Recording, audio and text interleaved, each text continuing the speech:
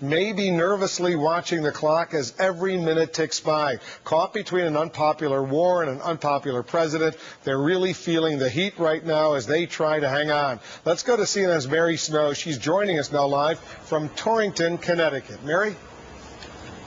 Well, Wolf, behind me is Torrington's historic theater, and some here like to brag that it was used as a testing ground in the 1930s for movies. The theory was if the movie did well here, it would do well in the rest of the country.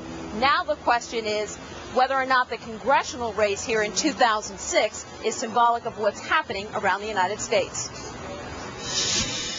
Hi, I'm your Congresswoman Nancy Johnson. Republican Nancy Johnson stresses her experience. I'm obviously one of the younger guys running for Congress. So, her Democratic challenger Chris Murphy stresses a need for change. People are sick of what they're seeing from Washington, the corruption, the lack of any challenge to this president, and they want somebody who's going to speak for them. The 33-year-old Murphy says he considered himself a long shot when he first entered the race against the popular 12-term incumbent.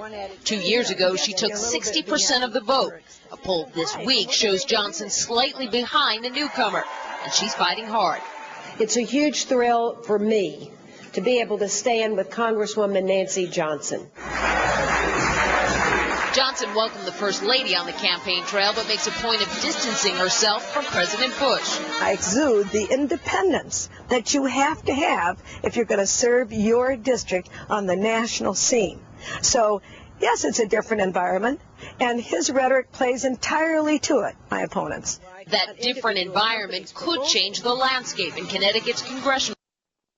3 Republican incumbents are now on the defense. Besides Johnson, 10-term Republican Congressman Christopher Shays is in a tight political race against Democrat Diane Farrell, and the race between Republican Congressman Rob Simmons versus Joe Courtney is considered a dead heat.